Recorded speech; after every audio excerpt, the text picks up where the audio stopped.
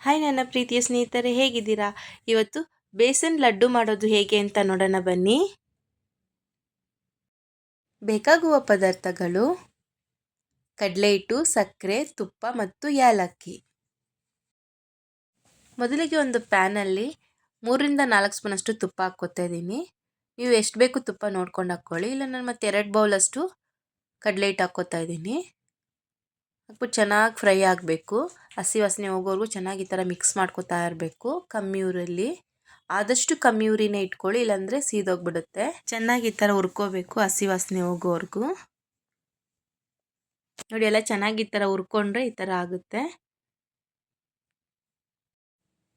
ಈಗ ಒಂದು ಮಿಕ್ಸಿ ಜಾರಲ್ಲಿ ಸಕ್ಕರೆ ಹಾಕ್ಕೋತಾ ಇದ್ದೀನಿ, 1 ಕಪ್ ಅಷ್ಟು. ನೀವು ಸ್ವೀಟ್ ಬೇಕು ಅಂದರೆ ಜಾಸ್ತಿ ಹಾಕ್ಕೋಬೋದು. ರುಬ್ಕೊಳ್ಳೋಣ. ಈಗ ಚೆನ್ನಾಗಿ ಹುರ್ಕೊಂಡ್ಮೇಲೆ ಏಲಕ್ಕಿ ಪುಡಿ ಹಾಕ್ತಾಯಿದ್ದೀನಿ. ಈಗ ಸಕ್ಕರೆ ಹಾಕ್ತಾಯಿದ್ದೀನಿ. ಹಾಕ್ಬಿಟ್ಟು ಚೆನ್ನಾಗಿ ಮಿಕ್ಸ್ ಮಾಡ್ಕೊಳ್ಳೋಣ. ಒಂದು 5-10 ನಿಮಿಷ ಈ ಥರ ಎಲ್ಲ ಚೆನ್ನಾಗಿ ಇನ್ನೊಂದ್ಸಲಿ ಮಿಕ್ಸ್ ಮಾಡ್ಕೊಂಡು ಹುರ್ಕೋಬೇಕು ನೀಟಾಗಿ ಈ ಥರ.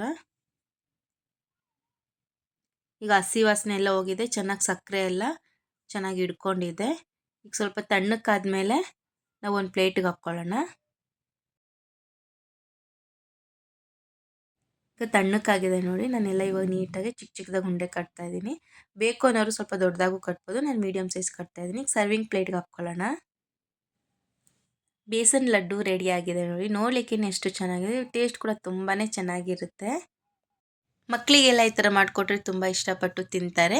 ನೀವು ಮನೇಲಿ ಟ್ರೈ ಮಾಡಿ, ಖಂಡಿತ ಇಷ್ಟ ಆಗುತ್ತೆ. ಇಷ್ಟ ಆಗಿದ್ರೆ ಲೈಕ್ ಮಾಡಿ, ಶೇರ್ ಮಾಡಿ, ಕಮೆಂಟ್ ಮಾಡಿ ಮತ್ತು ಸಬ್ಸ್ಕ್ರೈಬ್ ಮಾಡಿ. Thank you friends.